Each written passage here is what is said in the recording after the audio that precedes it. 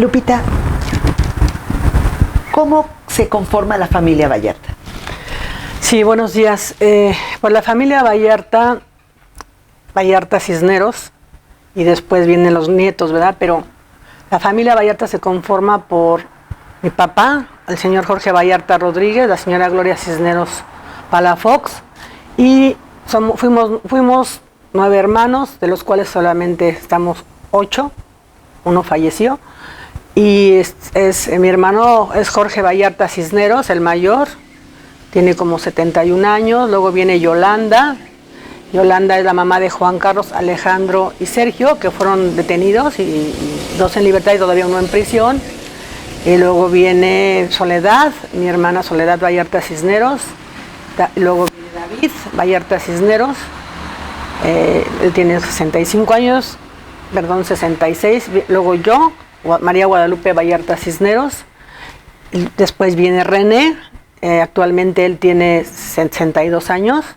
Fue también pues privado de su libertad, absuelto, y bueno, ya más o menos voy a platicar de ese cómo fue detenido y todo.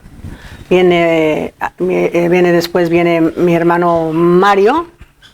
Mario está en prisión también, es Mario Vallarta Cisneros, y el más pequeño, que es Israel Vallarta Cisneros, ahorita tiene actualmente 52 años, cumplió. Y bueno, y de ahí mi hermana Yolanda, que son de la que me voy a enfocar un poco, ella tiene 3 hijos varones, los únicos 3 hijos que tuvo, que es Juan Carlos Cortés Vallarta, Alejandro Cortés Vallarta y Sergio Cortés Vallarta. Y lo menciono porque los 3 fueron detenidos también acusados de delitos pues que no cometieron, de los cuales 2 están en libertad, absueltos, y uno sigue en prisión, que es Sergio. Que es Sergio Cortés Vallarta. ¿Tus hermanos que siguen en prisión?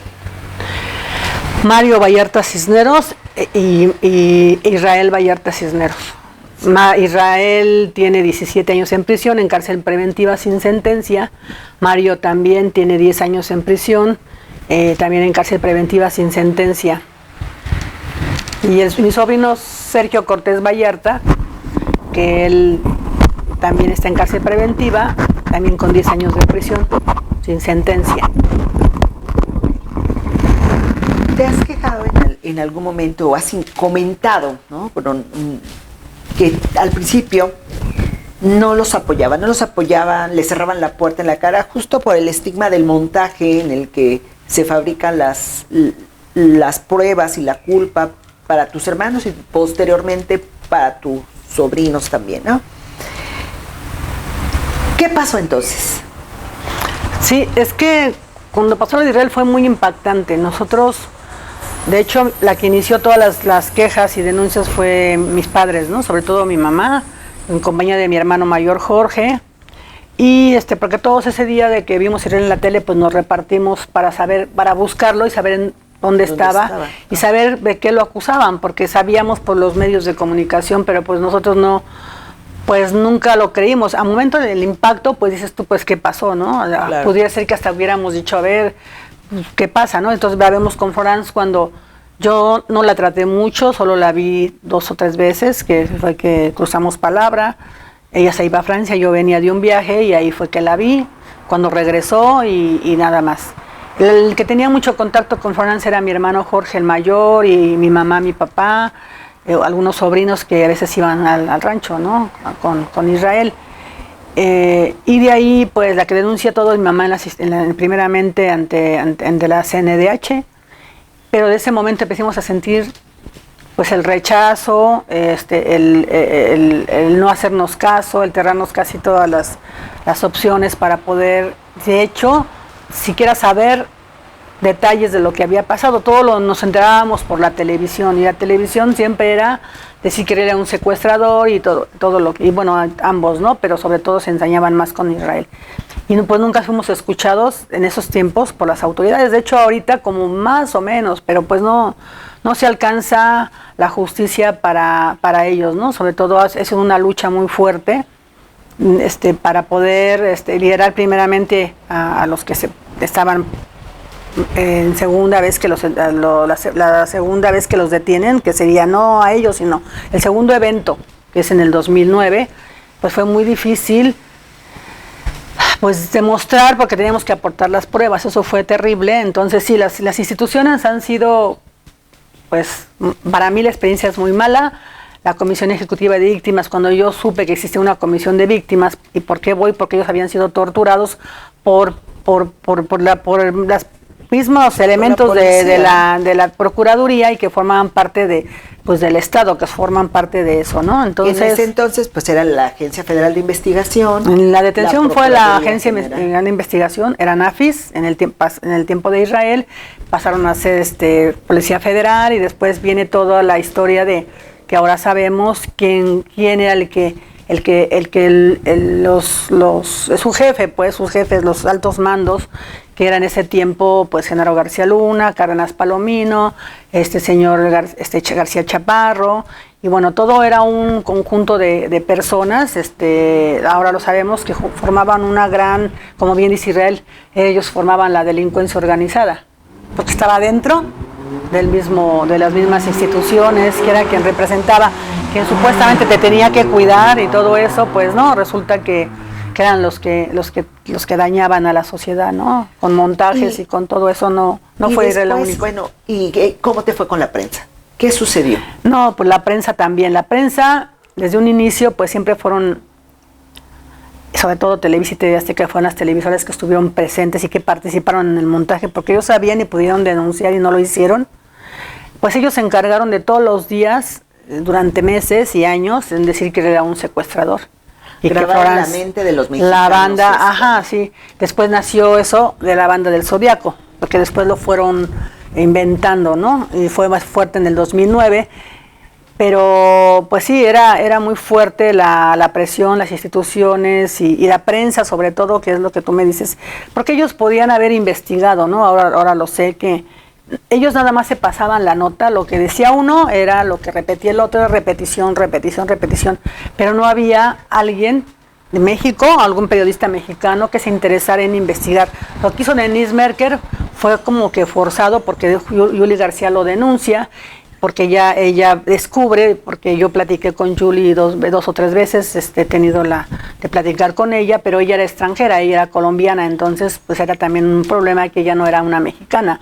Ella es quien descubre el montaje, porque ella, cuando platicamos, me decía que ella había ido a investigar a la CIEDO, y ella se da cuenta que había entradas de ciertos personajes, pero aparte estaban alteradas un parte policial estaba alterado. Ahí decía que era el día 8. Yo lo investigué y sí lo vi, pero estaba borroso. Ese documento que ella pudo tomarle fotografía, lo borraron. O sea, salían las imágenes, ahorita ya no está en las redes sociales. Pero yo me acuerdo que sí estaba, por alguna razón. Ella se da cuenta, por eso creo que se da cuenta, porque ella ve un parte policial que era del día 8. Pero creo que ella fue amenazada. Entonces, pero antes de eso ella le dice a Denise Merker que lo que ella había observado. Y entonces creo que hubo amenazas y eso. Entonces ella pues nada más descubrió en el montaje, que es del que aparece cuando viene el procurador y García Luna, y es cuando descubren el montaje. De ahí Denise Merker no volvió nunca volvió a tocar ella el tema, cuando era un tema que había que investigar. Como repito, ningún medio mexicano se interesaba en el asunto. Pero entonces en el 2000, más o menos 7, o por ahí el 8, sale un libro de Andinia, que era una periodista francesa, que ellos vinieron pues para ver cubrir el caso Cassés, porque era francesa. Entonces ellos empiezan a cubrir eso y hace un libro, y venía también Leonor Mejiu, creo, ellas dos estaban al principio. Y después llega Emmanuel Stills y después del fin de año, ¿no? Ella es la que, bueno, todas, las tres, recuerdo perfecto, un día después de la detención de René Juanial en el 2009, el día 8 de mayo del 2009 ellos llegan al taller de mi hermano y entran así como con miedo a ver con qué se iban a encontrar, y nosotros pues también nosotros ya no sabíamos dónde nos iban a llegar los trancazos de la prensa, porque teníamos también el decir, vamos a, como una coraza de decir, pues ya no quiero porque todos hablan y cosas, ¿no? Entonces era así como que no creíamos ya en nadie, ¿no? Y entonces afortunadamente ellas llegan y nos dicen que se interesan en hacer en investigar qué pasaba, y sobre todo siento que era la curiosidad por saber quién era la familia Vallarta. Si a lo mejor pienso que a lo mejor dicen, vamos a ver qué encontramos, a lo mejor si son secuestradores. Yo estoy consciente de que ellos venían por investigar el tema de Florence, ¿no? Porque venían ellas. Pero después de eso, ellas empiezan a meterse mucho y involucrarse en analizar, en estudiar, en revisar, en documentar todo lo que ellas iban viendo en el transcurso del tiempo, porque pues ellas empezaron a meterse tanto que ahora sí que dieron casi que cubrían las cuestiones que pasaban en el caso de René, Juan Carlos y Alejandro, cuando fueron quemados, torturados. Entonces ellas empezaron a ver que pues había muchas cosas, irregularidades, ¿no? Detenciones arbitrarias, había tortura, y de ahí se empiezan a interesar mucho y empiezan a hacer investigaciones, a documentar. Ellas fueron las que dieron inicio a una investigación de manera ética y profesional para mí. Ajá. Lupita, ese tema es así muy fuerte, porque inclusive hubo procuradores, exprocuradores de justicia que decían, la familia Vallarta pagaba libros con el dinero de los secuestros, ¿no? Ese tema es un tema muy delicado, y sí es importante que se aclare en el público. Te voy a decir por qué. En los capítulos anteriores de esta charla, nos comentabas que ustedes habían sido inclusive despojados de todos sus bienes para poder pagar una defensa para tus hermanos. Bueno, para tu hermano. Sí, al principio era Israel. Bueno, al principio, eso es una total mentira, porque nosotros no teníamos dinero. Tan es así, y lo quiero decir, el día que detuvieron a Israel, como por la tarde, estábamos afuera de Ciedo, sí. Y se acercaron dos policías federales, ¿no? Yo no los identifico, para decirnos que si dábamos 200,000 pesos, Israel lo iban a soltar. Obviamente, pues que no les creímos porque pues no era verdad, y apenas no los teníamos, y aunque los tuviéramos no íbamos a colaborar a una corrupción de decir, a ver, pero a nosotros no nos caía siquiera el 20, ni teníamos ni siquiera la idea del alcance de la acusación que tenía Israel, porque no sabíamos. Entonces, pues eso es así, ¿no? Y no lo teníamos, y si lo tuviéramos no lo hubiéramos hecho, ¿no? Porque nosotros lo que queríamos era, sabíamos que Israel iba a salir, el abogado nos dijo, Israel no tiene nada, o sea, nada de decir una investigación, Israel va a salir Israel y Florence van a salir en las 72 horas, porque no hay algo que sustente su detención, ¿sí? Además, confiábamos en que había sido un montaje, porque nosotros sí lo detectamos, sobre todo mi mamá dijo, esas cosas que están poniendo en la mesa, estaban en la cabaña, o sea, en la parte de atrás de la donde ellos habitaban. Ellos fueron atrás y sacaron las cosas y las fueron poniendo, y entonces se ve ahí cuando incluso las armas las sembraron, un arma que le ponen a Israel, o sea, se ve todo cómo manipulan todo. Pues el quiera ver, creo que todavía existe el video en YouTube, ¿no? En la red. Existen. Ajá. Entonces ahí se ve cómo era hasta el más persona que no supiera se daba cuenta en ese momento lo que estaba pasando, pero fue tanto la propaganda de ser que todo el mundo se olvidó de eso y se concentró en que Israel y Florence eran secuestradores, ¿no? Y bueno, ellas se acercan, y eso total mentira, porque nosotros no teníamos dinero. El que fue así como una colaboración de familia, nos unimos en ese momento, sí, en solidaridad para ayudar a Israel.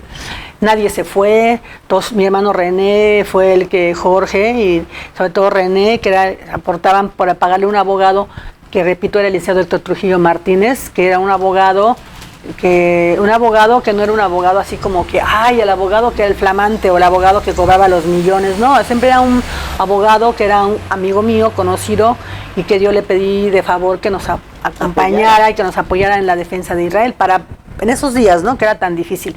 Él nos decía, es que él va seguro que se va. Bueno, es la otra historia que creo que ya le narré un poquito, pero bueno.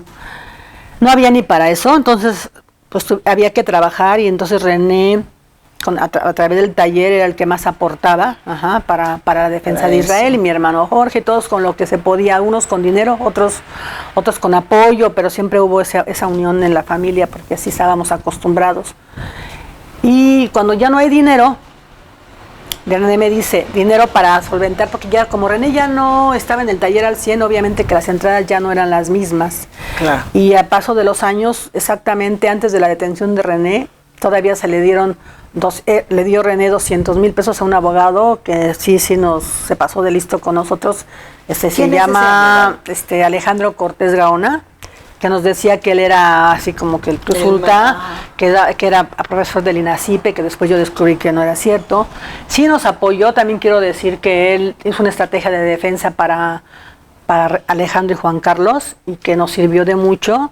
Y él nos decía que también se iban a ir en libertad, pero había que aportar pruebas. Y sí, se dedicó a ir incluso a Estados Unidos para desenmascarar a Ezequiel Yadir Elizalde, porque no hizo aquí, decía que estaba en Estados Unidos, y él se fue allá y nos habían hecho ahí como una cochinada, pues, porque no lo dejaban entrar, sabiendo en el consulado, sabiendo que él se había trasladado a San Diego para hacer esa audiencia, y no lo dejaban entrar. Entonces tuvo que llamar al juzgado para que lo dejaran pasar, y ahí él descubre que quien está en esa audiencia, te estoy hablando del 2009, era Ezequiel, el hermano, y tenía un montón de ministerios públicos que lo estaban asesorando, pero eso no es permitido en una audiencia. Pero y hasta incluso quiero decir que creo el mismo consulado apoyaba esas violaciones al debido proceso. Entonces, cuando el abogado se da cuenta, le dice al secretario... El total influyentismo. Sí, ¿no? le dice el secretario, señor secretario, pues primero no me dejaban entrar. Y segunda, pues aquí hay una persona que no debe de estar. Porque es el hermano de Ezequiel, no me acuerdo cómo se llama ahorita, Ezequiel Yadir Elizalde, que había sido testigo, que fue el que creo que denunció, junto con el papá, el secuestro de Ezequiel. Entonces él ya estaba leccionado. Él además no puedes asistir a una audiencia cuando tú formas parte de ese juicio y tú eres testigo. Entonces lo sacaron a esa persona porque ya estaba sentado con el hermano y lo estaban aleccionando. Eso a mí me pareció muy bien del licenciado Alejandro Cortés Gaona, y lo quiero decir porque sí tuvo aciertos, pero desgraciadamente pues se llevó gran parte de la venta de la casa de mis papás y pues sí, cosas que no estábamos de acuerdo. Sí se fue a Cozumel, a Comal, perdón, a ver dónde trabajaba Alejandro, y después esas pruebas se aportaron al juicio y que fueron buenas pruebas. Pero también tengo que decir eso. Entonces, pruebas que quizá lo indujeron a que se demostrara su inocencia. Sí, fueron pruebas que sirvieron, que no las tomaron en cuenta en la primera instancia ni en la segunda. Las desestimaron, hasta la tercera instancia, cuando llegaron ante el tribunal colegiado, que fue los magistrados quien analizaron ahora sí de fondo las pruebas, desde el inicio, porque incluso le dan instrucciones al juez de primera instancia, al juez de la primera sentencia, que tiene que rendir un informe para que el tribunal unitario sea el que va a decir, él determina que ya están absueltos, pero tiene que plasmarlo, ahora sí, punto por punto, ahí. Entonces creo que fue algo muy bueno al final, que eso fue este año que se logró, se ganase el amparo por René, Juan Carlos y Alejandro, y quedaron en total libertad sin ningún... Y fueron inocentes. Sí, totalmente. La primera fue por nada más que les quitan el delito de delincuencia organizada y secuestro. Entonces nosotros no estábamos conformes porque decíamos, bueno, sí ya están libres, pero siguen siendo estigmatizados y siguen siendo acusados de que son delincuentes, revictimizados incluso por la Comisión Ejecutiva de Víctimas, ya lo dije, Jaime Rochín del Rincón, que ahora sé que está en Guanajuato, porque aparte yo puse una queja en el unitario, mi sobrino Alejandro y yo, en el órgano interno de control, y pensamos que por lo menos una falta administrativa le iban a poner una sanción, porque eso lo catalogaron, pero no, lo premian y se va de delegado ahora sé que está en Guanajuato. Entonces, una violación total, porque él era el comisionado y no podía violar de tal manera la inocencia, ya ni siquiera la presunción, porque además ya estaban en libertad. Sí, ya estaba. Ya había una resolución de ellos, no recibió ningún apoyo, no, al contrario. A pesar de que tenían... Había otro personaje ahí, un licenciado se llamaba Garibay, que ya no está en SEAP, y que él era del CIE, que es en donde te hacen el RENAVI, que es el Registro Nacional de Víctimas, Él me trató muy mal, junto con su secretaria que se llamaba Blanca, porque sí tengo muy presente muchos nombres. A mí me trataba muy mal, y como yo era la que siempre los representaba, porque ellos todavía estaban presos, entonces pues yo era tratada así como que, ¿sabes qué? Pues vete, eran casi que encuentros fuertes entre esa señora que era su secretaria de Garibay y yo. Me trataba súper mal. Entonces, y sí les puedo contar lo que vivía en la fiscalía, todo lo que yo viví con ministerios públicos, en el juzgado sobre todo de Israel, con el juez Quinto, la juez Quinto, con la licenciada Albarrán Camacho, que era la defensora de oficio, que parecía más bien la parte acusadora y no la defensa de Israel. Y después, cuando él lo pasan al altiplano, pues ahí cambia un poquito la situación. Nosotros nos angustiamos mucho porque ya no lo teníamos cerca, pero él estaba ya en el altiplano.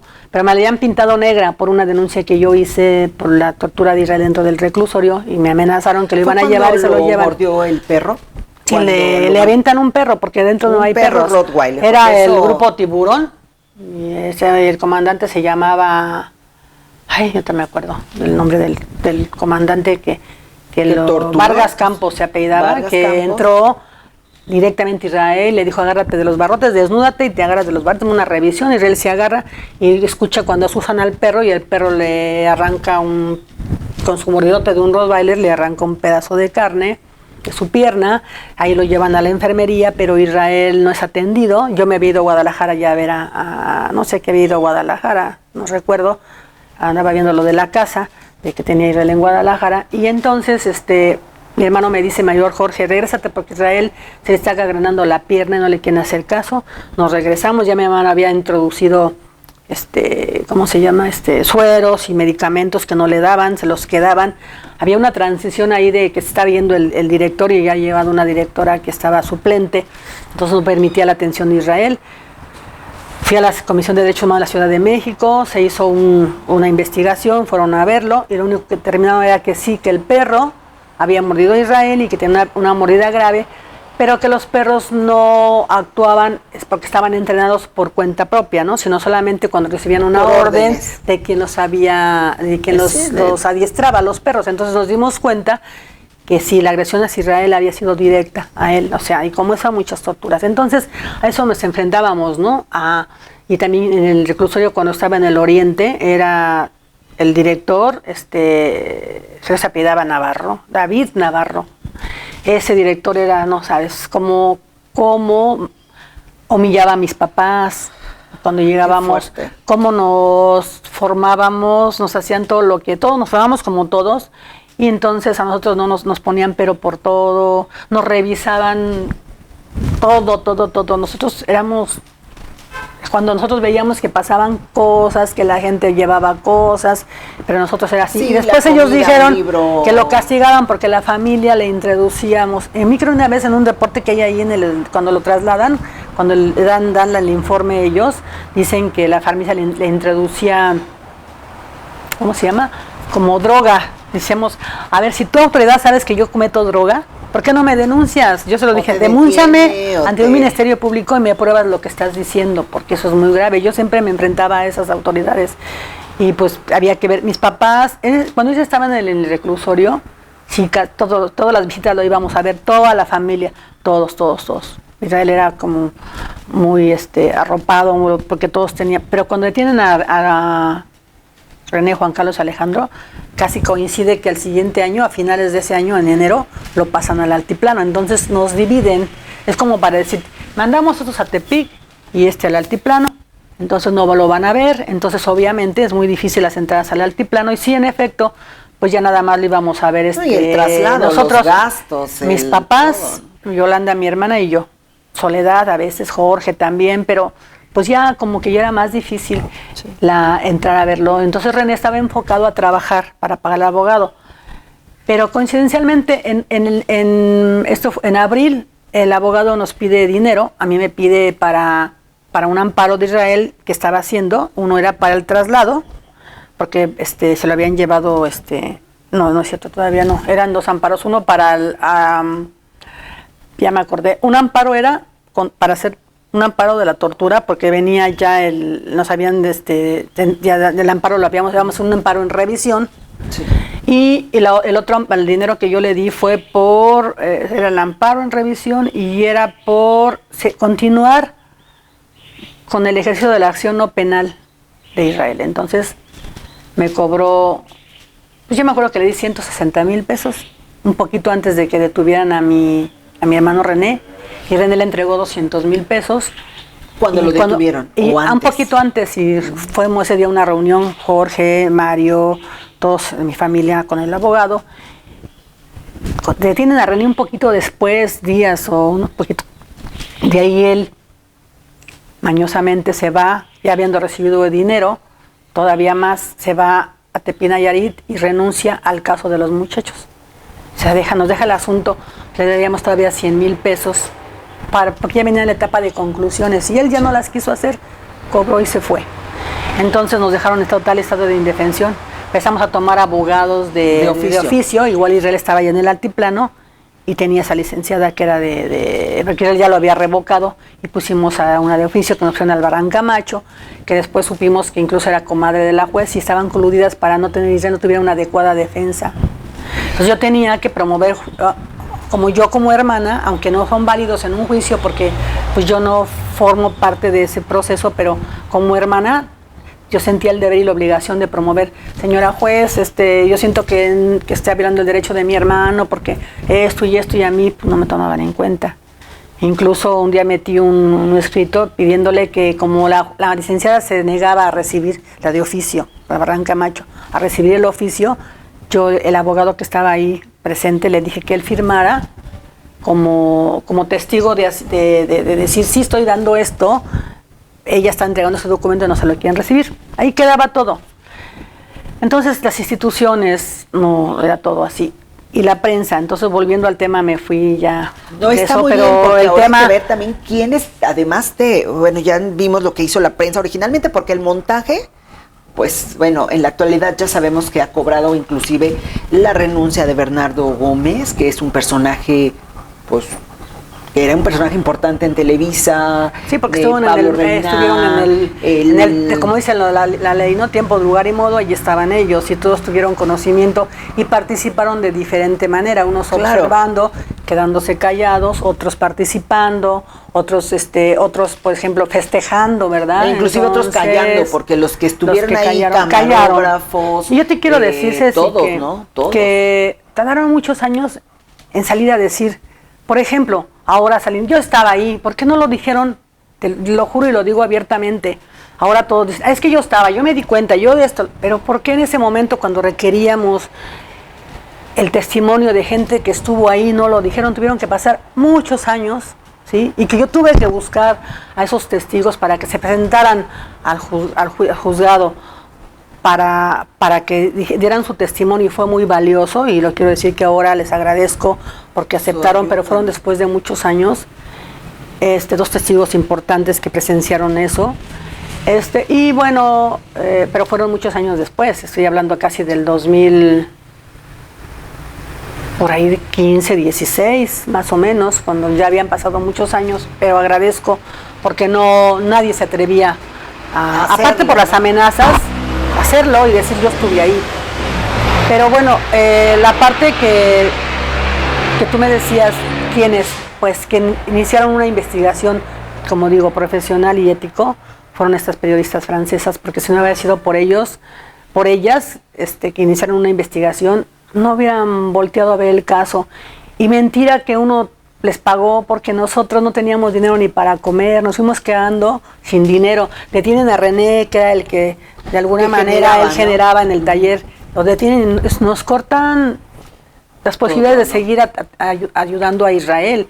Entonces ya no eran uno, eran 4 en prisión, 2009, sin dinero, sin el apoyo, porque entonces la familia, lógico que entra un terror, entonces todos empiezan a proteger a su familia nuclear, la familia de René, se hacen un caparazón y ellos son los que se hacen su defensa, pero aparte deciden hacerlo, irrespetable, pero además su familia.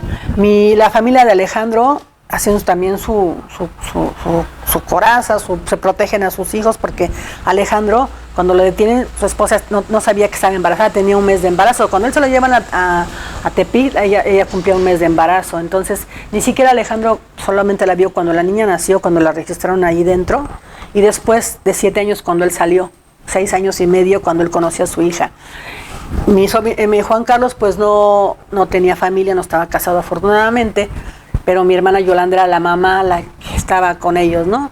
Y después, bueno, luego viene el tema de que después les platico de Sergio y de Mario. Obviamente mi cuñada también agarra a sus hijitos, porque no sabes cómo los corrieron de la escuela, ¿no? A los hijos de Israel, ¿sí? La esposa de Israel se tiene que ir de alguna manera de donde vivían, porque les quitan la casa, porque Israel debía $1 millón de una hipoteca, que había hipotecado su casa para pagar la otra casa que le querían quitar. Entonces, pues ella agarra a sus hijos y ella tiene que irse, porque es amenazada también.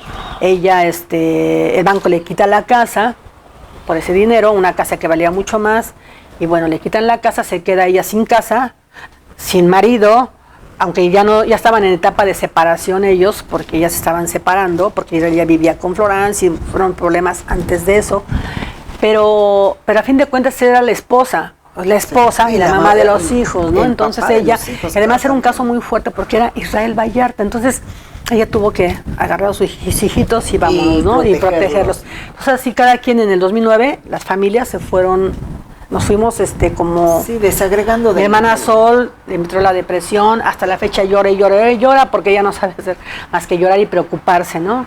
Mi hermano Jorge pues apoyando lo más que podía, porque mi hermano es un hermano es el mayor, y pues todos, mi hermano David, pues él fue corrido de los empleos que después consiguió, porque pues por el estigma, el apellido él Vallarta, trabajaba, ¿no? en Oso, quiero decir, y ganaba bien, te arreglaba las camionetas de la empresa, duró trabajando como 3 años, pero cuando detienen a los muchachos posterior a eso, le dicen, ¿sabe qué, señor? No lo queremos, y se va. Consigue un trabajo en la central de abastos, abarrotes, porque mi mamá no tenía dinero. Y estando ahí, cuando, no me acuerdo, con el tema creo que de Mario, no recuerdo, cuando hay una detención también, le dice el señor, le llega la hija de su patrón y le dice, oiga, ¿usted cómo se apellida? Y mi hermano ya sabía cómo se apellidaba y dice, pues David Vallarta, bueno. Y entonces nos dice, le dice a su esposa, ¿sabes qué, Ángeles? Que se me hace que mañana me corren, porque la hija llegó a preguntarme cómo me apellidaba y eso ya no me late. En efecto, al siguiente día lo corrieron. Dice mi hermano, a mí me daban un sueldito, $200, y me daban azúcar, arroz, y de alguna manera él podía mantenerse. Claro. Pero con todo esto que salía en la tele, no sabes, el hermano es fulano de tal, mis hijos se tuvieron que ir fuera de México, porque yo me empeciné a seguir en la defensa, ayudándolos, trayendo más fue cuando más me involucré, cuando detienen a Juan Ale y Alejandro, mis papás todavía vivían, entonces era como arropar a mis papás también y tratar de ver qué aportábamos y cómo sobrevivíamos. Entonces es cuando decido pues ya vender la casa de mis papás, y después mi mamá muere al siguiente mes, fuera de su casa. Yo pues tontamente gasté el dinero en cosas que no tenían que ser. Por ejemplo, irme cada semana a viajar, y teníamos que comer, entonces el dinero... O sea, viajar no, ibas a los... Sí, a viajar a los penales. Tenía que viajar, desplazarme de la ciudad de México a Tepic, desplazarte a Guadalajara. Y aparte, el juicio de René, Juan y Ale no estaba... ese proceso no lo sumaron, lo agregaron al Israel, que era lo lógico, porque el mismo delito que le acusó Ezequiel era de lo mismo. Sin embargo, eso los llevan allá y los ponen en otro proceso, ¿sí? Para que ellos, era como para, a ver, estás acá, y nosotros no se van a enterar de lo que pasa en este juzgado, y en esto vamos a seguir haciendo. Entonces no contaban que nosotros íbamos a ir hasta allá. Mi hermana se desplaza para allá y incluso se queda a vivir en Tepic. Mi hermana Yolanda vaya para ver a la mamá, hijos, ¿no? a estar cerca de los 3. Entonces Yolanda tenía que ir a las visitas, porque los ponen en diferentes módulos, y eran 3 visitas, ir a verlos, aunque ella estaba en Tepic, desplazarse al kilómetro 10 de la carretera hacia Mazatlán, porque estaban en el 4, que es como una montañita, y tenías que bajar, y ahí le cobraban $200 el taxista de ida y de regreso. Entonces súmale eso por 3, que mi hermana iba, al principio iba mucho, y ella fue la que iba a verlos, porque se quedó allá. Entonces era sumarle a los gastos, ella también colaboraba, ella tiene un sueldito ahí, una pensioncita que le daban, porque ella trabajaba en el ISSSTE, pero bueno, ella se desplazó para allá. Y entonces las periodistas, de alguna manera, empezaron a involucrarse, y no termino con ese tema porque salen otras cosas, pero a involucrarse de tal forma que iban a mi casa, porque yo les dije, ¿quieren ver? Yo dije, a ver, nosotros no tenemos ni nada que guardar ni nada que ocultar. Y el expediente, a fin de cuentas, ya es público, porque ya todo el mundo tenía parte del expediente, pero no todo. Yo fui sacando tomo por tomo, porque yo los analizaba uno por uno, y después ya tenía más trabajo, porque había que analizar los tomos de la causa 71 de los muchachos, entonces los fui acumulando, y en mi casa tengo un cerro de expedientes, y todos ahí. Entonces, pues ellos no tenían el acceso tan fácil, solamente tenían lo que les había dado en el tema de Florence, pero era mínimo. Ellas tenían que adentrarse a buscar en el expediente, a escarbar, a ver qué, pero más que nada yo siento que ellas iban a ver el tema de la familia, cómo éramos, cómo estábamos integrados, si éramos una familia de delincuentes, como decían, o éramos una familia, qué había detrás de esa familia estigmatizada, señalada como una familia de secuestradores, porque les quiero decir que después formó ya no de la banda del Zodíaco, era la banda de los Vallarta, así nos pusieron en el juicio. Entonces ellas empezaron a investigar, y van descubriendo muchas cosas, ¿no? Entonces hacen un trabajo en conjunto, pero antes de eso, en el 2010 aproximadamente, el maestro José Reveles Morado, que es un periodista muy conocido, casi muy conocido en México, escritor, investigador de casos muy metidos de narcotráfico y todas las cosas que hay. Él es un periodista casi de investigación, pero de investigación criminal muy, muy fuerte, ¿no? Entonces hizo un libro que se llama El Afircasés, fue el segundo libro, creo, no quiero pensar si haya otro, pero los que yo tengo presentes es el de Anvinia y el del maestro José Reveles.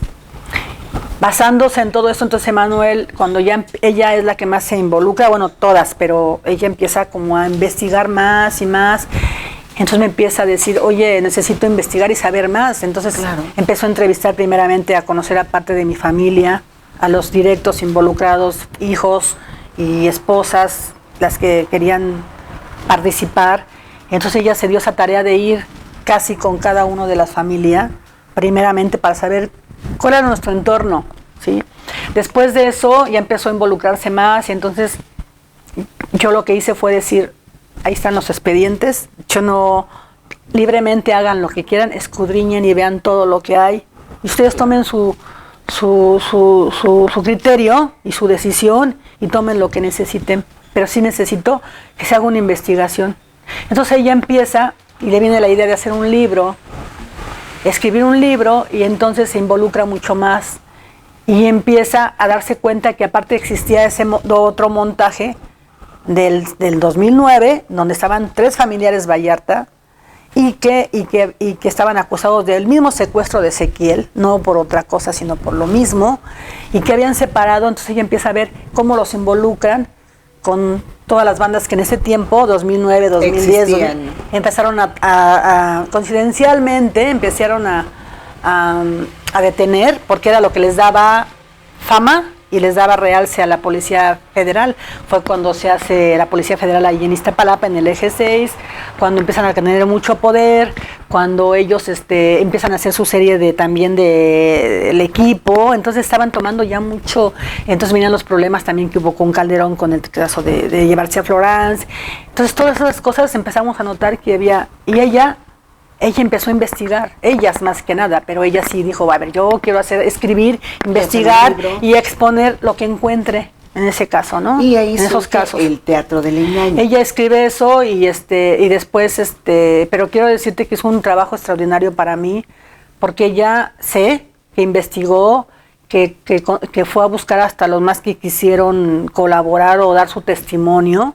Ella incluso buscó a las víctimas que fueron también partícipes de esa cuestión. De ese montaje. De que desaparecían en el expediente. Trató de buscar a todas las personas involucradas. Algunos quisieron, otros no. Otros sí, pero evadían. Entonces ella plasmó en ese libro lo que ella encontró. ¿Y qué encontró?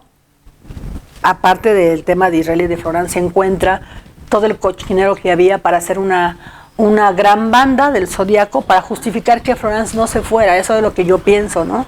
Sí, para que... Entonces, así nace ese libro. Después de un tiempo, pero para esto ella incluso visitaba a Israel en la cárcel, junto con el maestro Rebeles. No en la cárcel, Pepe sino Rebeles. Asistían a las audiencias de Para Israel. estar. Si alguien tiene conocimiento de esas audiencias, es el maestro Rebeles, Emanuel Stills. Posterior después fue el señor Volpi y se fue sumando también algunas, Gerardo Naranjo, que es un director de cine, ¿verdad? Que también estaban interesados en el tema y por ahí pues se involucraron terceras personas que se colaron en ese asunto y que ahora dicen que conocen el tema. Pues no es cierto.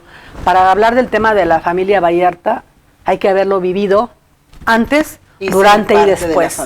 Y ser parte de la familia Vallarta, pero haber vivido lo que nosotros vivimos, lo que yo viví, la angustia de esas detenciones, vivir lo que vivimos con los muchachos, con René, Juan y Alejandro, las idas, las venidas, ¿sí? Entonces, pienso que de ahí viene el origen, entonces, después de que el señor Volpi se interesa en escribir un libro, porque pienso que lee el libro de Manuel Stills y él dice, pues aquí voy a hacer una novela, ¿verdad? Pero una novela sin ficción, porque él hacía novelas de ficción. Y de ahí nace, a mí me contacta y me dice que está interesado en escribir un libro y que si yo puedo proporcionarle lo más que pueda. Sí, claro. ¿Cómo se llama ese libro, el que hizo? Se llama Una novela criminal. Una novela criminal, pero Jorge Volpi. Ese es lo que va a estrenarse en Netflix. Sí. El señor Volpi, yo decía, bueno, entonces dije, bueno, lo que escriban lo van a escribir conmigo o sin mí. Claro. Lo van a escribir teniendo o no teniendo los expedientes. Entonces es mejor que vengan y que vean los expedientes, así como yo les digo, la persona, no cualquiera, una persona que sea un periodista, un investigador, que quiera conocer del tema de Israel, pues ahí está, ¿sí? Y quien quiera saber algo, pues que pregunten a través de ustedes y que entonces se cuestione, porque qué pasaba si tienen alguna duda de algo, ¿verdad? Si queda por ahí suelto, porque pues es un tema tan grande que yo no me pasaría días y días hablando de lo mismo, pero trato de resumir. Pero el señor Volpi hace un libro también, y también igual, al principio yo también pues desconfiaba, pero yo sabía que lo que pasara, lo que el señor Volpi dijera, iba a repercutir bueno o malo, porque él ya era, y yo lo veía así, porque pues Emanuel sigue siendo una extranjera que no le daban, hasta la fecha no le dan los créditos o la importancia de haber escrito un libro y de haber investigado a fondo lo que pasaba, aparte del caso de Israel, en la familia Vallarta, ¿no? No le dio tiempo de escribir lo de Mario y Sergio porque salió el libro y bueno, así es la historia de periodistas que se empezaron a interesar, el señor Rebeles y las periodistas francesas. De ahí en fuera, con el paso de los años, cuando sale el libro de Volpi, yo dije, lo que él es una persona que escribe, es un intelectual, es una persona que le llega periodistas, intelectuales, ¿cómo se le llama? Empresarios, toda la gente de otra manera de pensar, la gente que estaba pensando que Israel al 100% era un secuestrador, ¿sí? Entonces ese criterio, o eso, lo que escribiera, iba a llegar, bueno o malo, iba a llegar a muchas audiencias, a muchas personas, que a mí me interesaba que lo que él encontraba en el expediente, porque yo sabía que lo que yo decía era verdad, o lo que decía Israel más que nada, porque todo lo que Israel dijo desde un principio era verdad, pero él no tenía pues nadie, ni un presidente, no tenía un grupo de personas que lo protegiera, que lo ayudara. Claro. Cuando Florence salió se juntaron muchos grupos, muchos colectivos, abogados, mucha gente que colaboró con hacer a su libertad. Más que nada, yo me acuerdo que lo vi por ahí publicado, un poquito antes, todos se juntaron en la oficina, creo que del abogado de Florence, del licenciado Costa, y entre todos a sacar toda la información, pum, pum, de rápido, ¿vale? Lo que había. Grupos completos. No había mucha gente, pero sí tenía ella ese apoyo. Nosotros no lo teníamos, o sea, nada. La familia Bayán. Entonces había que buscar un medio, y si era un medio extranjero, mucho mejor. Hubiera sido ideal que aquí se interesaran periodistas de aquí, ¿no? Y no que nos tiraran basura, ¿no? Ajá. Como pues precisamente Televisa y TV Azteca, ¿no? Así que era muy terrible. Entonces, después de ese libro, tuvo gran impacto. Obviamente, el señor Volpi escribió lo que él encontró y lo que consideró, lo que habló con Israel. Israel sí estaba enterado desde el primer libro de Rebeles, y cuando lo de Florence, lo de Manuel Stills, porque Manuel iba a verlo a través de las audiencias ahí, y él tenía conocimiento. Cuando el señor Volpi escribió el libro, el trato del la novela criminal, también asistía a las audiencias para hablar con Israel, para estar presente cómo se desarrollaban las audiencias, pero aparte quería conocer a Israel no tuvo, creo que mucho tiempo, porque es muy difícil el acceso ahí, tuvo que hacer una serie de... Sí vio los expedientes. No, pero sí quiero decirte que sí entró a ver a Israel, como visita familiar, Okay. Porque él hizo su trámite, que es muy engorroso y para poder entrar a verlo así, en una mesita, en la visita familiar, y el señor Volpi sí tuvo la paciencia y la suerte de que lo dejaran entrar, y entró como 3 o 4 veces y después ya no pudo entrar. Después ya tenía que concluir su libro. Y sí, el señor Volpi estuvo muchas veces en las audiencias de Israel y también en el interior del penal, así en el altiplano. Y Manuel Stills y el maestro José Rebeles asistían a las audiencias de Israel muchas veces, muchas, casi tantas audiencias, era para seguir conociendo a Israel y seguir conociendo del caso. Gracias a eso se empezaron a abrir, algunos periodistas ya empezaron a hacerlo. En el 2019, cuando viene este cambio de gobierno, yo empiezo a ver una luz, porque desde 2015 ya estaba la Fiscalía de Tortura, pero Israel todavía estábamos en proceso de que nos determinaran si el que ya nos habían ejercicio de acción no penal, vamos a llegar hasta la Suprema Corte, y ahí nos dicen que no, perdimos. Ya me lo había anticipado la licenciada de la Comisión Ejecutiva de Víctimas, la licenciada Marta Guadalupe. Y eso iba a pasar y vamos a llegar después. Pero entonces, ¿qué pasa ahí? Que ellos nos determinan eso, pero había todavía pues de que yo veo eso, que en el 2019 presento una nueva denuncia, ahora sí por tortura, porque la otra era por abuso de autoridad y lesiones. No sé qué ha pasado nuevamente, con esa denuncia. No ha prosperado, porque lo más triste y lo más que yo digo, porque si es la tortura, una de las pocas torturas que ha pasado, pero la única que un jefe policíaco tortura a una persona en vivo y que se ha difundido a nivel nacional y creo que hasta internacional, y no pase nada. Hasta ese momento el señor no está en la cárcel por la tortura de Israel, más así por la de Mario y de Sergio, que todavía no lo narró, por cómo los torturó, y que también dio a su anuencia y estuvo enterado de que la tortura de René, Juan Carlos y Alejandro, y que la misma PGR dio fe de la tortura de ellos, pues el señor no está en la cárcel. Todavía no ha sido, por el tema de Israel, que se haya ejercitado acción penal contra él. O sea, todavía falta.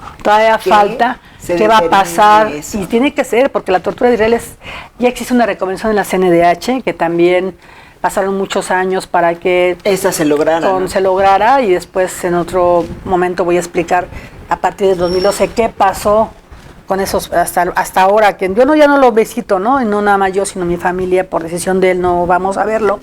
Pero, ¿qué pasó en ese inter hasta el 2022? Hace 2 años, ¿no? Casi toda la época de la pandemia. Que también esto, no solamente la decisión de él, sino... Pues, bueno, yo desde el 2019 ya no lo veo.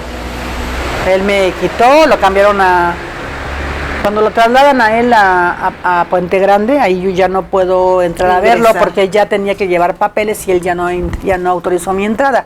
Ahí ya entraba otra persona que era la que se encargaba de llevar información, pues que yo siento que es una información errada, pero bueno, es decisión de mi hermano y él está en libertad de hacer y de escoger y de vivir su vida ahora como él la quiera vivir, ¿no? Entonces yo ahí no, pero sí que dejar en claro eso, hay muchas cosas. Yo quiero decir, porque viene ya en unos días va a transmitirse el documental y millones de personas lo van a ver. No solamente por crecer, y esto es muy importante para la familia Vallarta, es muy importante para Israel, que es inocente, que yo creo que esa parte, porque he visto el tráiler y de repente pudiera haber la duda, obviamente es un tráiler y tiene que ser sensacionalista, pero Israel es inocente, como lo fueron tus sobrinos que salieron libres, como lo es René, como lo es Mario, como lo es Alejandro, como lo es Juan Carlos, como lo es Sergio.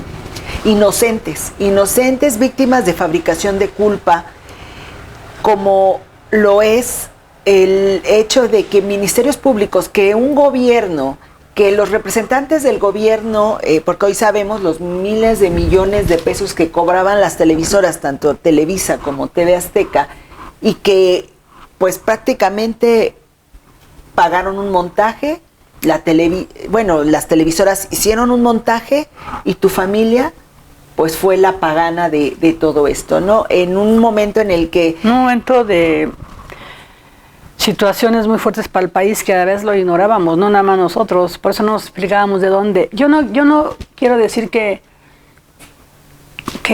algo había detrás de todo esto, había gente involucrada como el señor Margolis y como Genaro García Luna, que ellos tenían esa parte, pero no nos caía el 20, ¿por qué?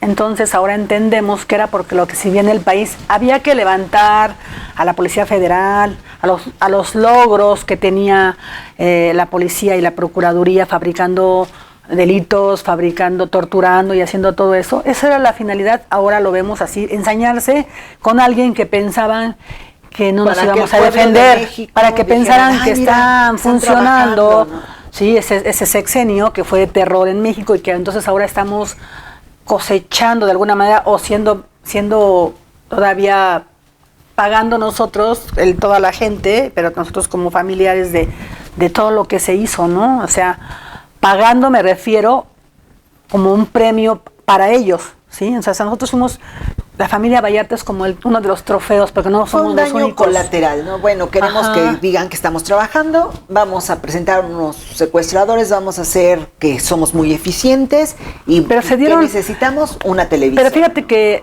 lo hicieron una vez y, bueno, ya lo hicieron como lo hacían con otros montajes, porque no es el único, muchos casos así, pero necesitaban otro montaje, porque venían cuestiones muy difíciles, tanto políticas como sociales en México, pienso, que había que utilizar algo. ¿Y quién era? Estaba la francesa todavía.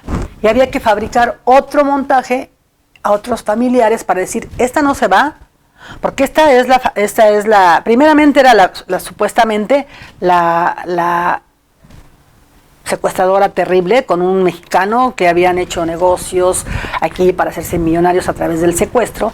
Después ya no era así, después ella era la líder de una banda en el 2009 y utilizando a David Orozco, es una persona que muere y que muere terrible, por tortura, eso es importante. Dentro de la prisión. Los testigos que utilizaron para el montaje de la familia Berta fueron torturados todos para que los inculparan. Y de hecho, si tú ves en los expedientes del 2009 de la causa 71, que la no vas a encontrar, te voy a decir una cosa, Ceci, y eso lo analizó bien Emmanuel Steele y el maestro Reveles, y lo analizó también el señor Volpi, en donde aparecen, es un revoltijo que tú no sabes, no tiene ni pies ni cabeza, borrado, las hojas alteradas, ¿no? O sea, todo eso. Pero lo más terrible es que los encuentras a ellos en un mar de 45,000 hojas, hasta donde yo me quedé, que era como por el 20, porque ellos salieron, pero la causa continuó porque hay otras personas que involucraron también, claro. Que algunas creo que salieron, otros no. Pero lo más increíble es que en esas 45,000 hojas, quiero pensar, o 30,000 hojas, los mencionan en así, como en 4 hojas, y lo después es basura. Repiten y repiten y repiten y repiten lo mismo. Obviamente también están las audiencias que llevamos, pero yo te voy a resumir 300 hojas en un mar de 45,000 hojas. Eso es lo que se resume. Y no vas a encontrar algo contundente, tan es así que fueron absueltos para decir que ellos formaban parte es de tus sobrinos, que ya están 2009, libres, para decir inocentes. Ellos son culpables, sin embargo, ellos no participaron, porque dice el tribunal colegiado en esto y en esto. Inconsistencias. No inconsistencias, sino no hay pruebas. No existe. Simple y sencillamente, como dicen ahí, la sacaron de un mago, vino y sacó a David Orozco, lo puso y dijo, sí, ellos son presionados por la tortura psicológica que ejercieron también, pero golpes ya no lo torturaron así, sino fueron golpes que donde no se veían, y el que lo estaba grabando era Cárdenas Palomino. Él lo denunció, eso es. Hoy está en prisión Cárdenas Palomino. No, él está por la tortura de Mario y de Sergio, del 2012. Esto es David Orozco. Es que por eso le estoy narrando así para la secuencia. Eso no es importante. 2005, 2009. En 2005 la detención de Israel y Florence. Donde no había ningún cómplice, porque nunca encontraron a nadie. La policía entra y no hay nadie. Después David Orozco viene y dice, sí, yo estaba ese día de Florence y Israel, porque cuando entra la policía no lo encuentran. No encuentran cómplices, porque si ellos estaban ahí, Israel y Florence eran tan brutos que se fueron y dejaron solitos a las víctimas, ¿no? de secuestro, y regresa la policía y no encuentra a nadie.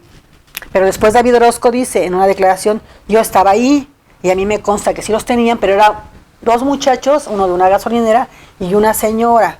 Nunca dice que era un hombre de un billar y que la señora era la mamá del niño, o sea, cambia totalmente la versión. Y dice Florence era la líder, pero junto con Israel comandaban la banda 2009, y dice, comandaba la banda ella, tan es así que siempre andaba elegante con zapatillas, se la imaginaba una francesa muy chic, porque era francesa, pero Florence era una mujer sencilla que usaba guaraches, que usaba tenis. Una vez cuando se casó mi sobrina en octubre de ese año, andaba muy bonita, por ahí en una foto, la única vez que yo la vi en una foto así, pero que era una boda, ¿no? Pero Florence era una mujer sencilla, entonces la describía como que todos los días en un rancho andaba con zapatillas y maquillada, ¿no? Entonces, puras mentiras, ¿no? Un personaje ficticio también. Pero fue que lo obligaron a decir eso, en las cámaras lo grabaron, lo estaba leyendo. Y eso salió en la televisión. ¿No? Así que después lo pueden buscar y ahí está, David Orozco muere. Entonces, y luego viene el otro evento del 2012. Estoy separándolo para que más o menos se entienda lo que hemos sufrido y cómo se fabricaron cómo se fabricaron las pruebas para involucrarlos en delitos que no cometieron. Lupita, ¿estamos listas para platicar de 2012? Sí, sí, pero sí quería dejar en claro esto. No, es muy correcto porque justamente yo creo que este es el momento en que nuestra audiencia tiene que saber el tercer evento, porque hemos hablado del evento del montaje del 8 de diciembre del 2005 y el montaje fue el 9, donde nada estaba Israel y Florence, ¿no? El montaje grave en el que el 9 tortura, bueno, desde el 8 que lo detuvieron, que lo tuvieron secuestrado, que el montaje del 9 de diciembre. El montaje televisivo en que repitieron 3 veces, porque eso sí tiene que quedar muy claro en quienes nos vean, cómo sí sabían, todos sabían que era un montaje porque lo repitieron 3 veces y posteriormente no lo denunciaron y callaron, así es. Y posteriormente el 2009 hacen la detención de tus 3 sobrinos para justificar que el presidente Sarkozy no se podía llevar a Florence porque ella era la líder ahora de la banda y que ella manipulaba a Israel todo, ¿no? Para hacer la banda de secuestradores, los zodíacos, ahí nace. Zodíacos que no tienen en esa causa 71 donde los vinculan o los involucran, que sea por ejemplo René nació en septiembre y que digan, pues era no sé qué signo le toca a él. Pues Libra, ¿no? Ajá, pero no como los dos, pero Juan Carlos y René, los dos nacieron el 12 de septiembre. Entonces era René, alias el Juan Carlos, ¿no? Pero al único que le pusieron fue a David Orozco, le pusieron el Géminis, Israel el Cáncer, pero fue como de que le nació la idea, tenemos que poner, y les repito, los otros involucrados que detuvieron en otras bandas, les ponen en una declaración de la señora Cristina, es que le decían el ángel Gabriel, el ángel Zacarías, ahora ya eran ángeles, no eran zodíacos, ¿no? Entonces, pero les gustaban mucho las constelaciones y el cielo para viajarse, ¿no? Entonces, eso es así. Y luego viene el tercer evento, que no lo he mencionado, pero que también forma parte de los montajes. ¿Por qué? Porque vuelven a involucrar a la familia Vallarta y otros 2 miembros de mi familia estaban también presos al mismo tiempo, casi porque 2005, 2009 son 4 años de diferencia, y del 2009 al 2012 son 3 años, pero en ese inter estaban detenidos los 6, porque ellos son detenidos el 2012 y René Juaniele salen hasta el 2016. Entonces, en ese inter de 2012 al 2004 años, tuvimos que luchar contra un sistema, contra una procuraduría, contra unos jueces que iban de consigna y en el caso era sacar a los más que se pudiera lo más pronto posible. Los diré, es un caso que casi nos los dijeron, va a pasarse muchos años en la cárcel, mínimo 10, y ya para ver 17, si es que sale, ¿no? Afortunadamente estuvo involucrada una francesa en ese montaje y en esa cuestión de fabricación de pruebas, y que pues si no ahí estuvieran. Y ahí estuviera, incluso si ella fuera francesa, pero no hubiera venido Sarkozy, hubiera intervenido políticamente y mediáticamente, a lo mejor ella siguiera aunque fuera francesa, porque en México no había justicia. O a lo mejor estuviera en su país purgando una condena, no sé. Pero eso lo utilizaron a ella para hacer todo esto. Pero Israel no era el importante, les quiero decir, ni la familia. Era solamente, pues, fregarse a una extranjera para demostrar al presidente de Francia que no se le iba a llevar, pero aparte es para seguir sosteniendo unos montajes que hacía la Procuraduría y que hacía en ese momento quien a su cargo era quien tenía la seguridad nacional, que era Genaro García Luna. Genaro García Luna, que además hoy está preso por narcotráfico. Está preso y es otro tema.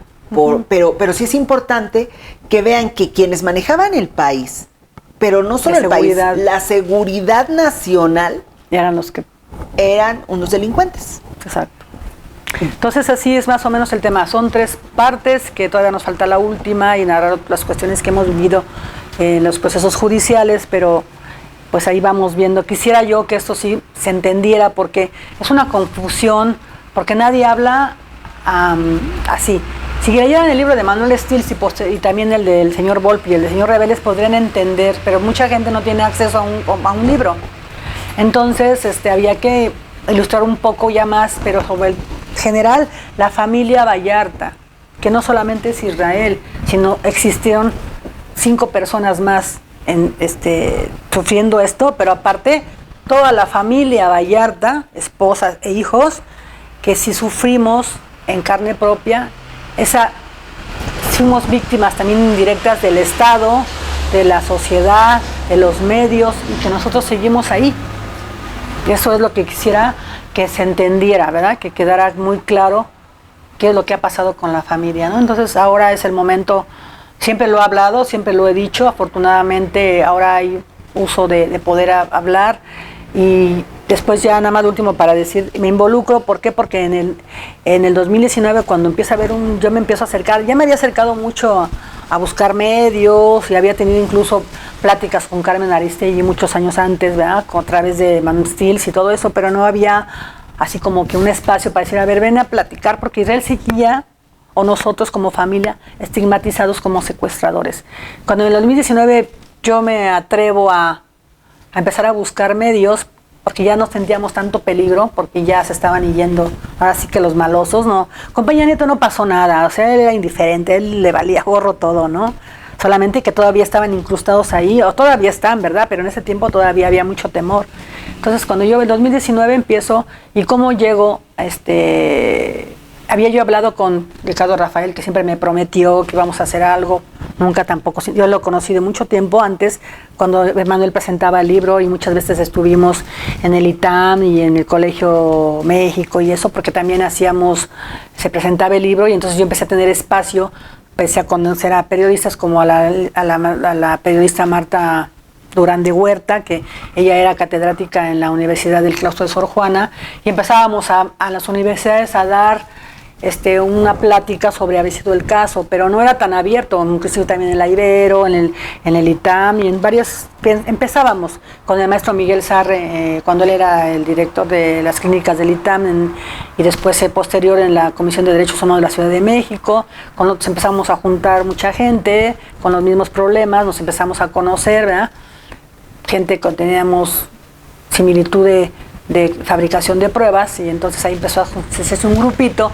Pues ya empecé después narraré todo eso, pero importantísimo que yo me acerco a este señor de Sin Censura, se me fue Vicente Serrano, en el cual yo lo busco, no lo encuentro y un día sin querer lo encuentro en el Zócalo el 20 de noviembre y entonces yo le digo que quisiera hablar sobre el tema de mi hermano y coincidencialmente a los pocos meses, como a los 2 meses, detienen a Genaro García Luna y coincidencialmente como castigo de Dios o ¿cómo se dice? Justicia divina para él, justicia para nosotros divina y castigo para él, porque fue detenido el día 8 de diciembre del 2019, cuando Israel lo detiene él mismo, un 8 de diciembre, pero del 2005. Entonces dices tú, híjole, qué coincidencia, ¿no? Y que sea este día en donde Israel cumplía 15 años. 15 años de fabricación de culpas, sí, de que él lo habían detenido el día 8 de diciembre y a él lo detienen un 8 de diciembre, pero del 2019, ¿no? Entonces, 2005, 2019, no sé cuántos años son, no sé, 13 años, 14 años después, un día 8 de diciembre, que eso es muy emblemático para nosotros.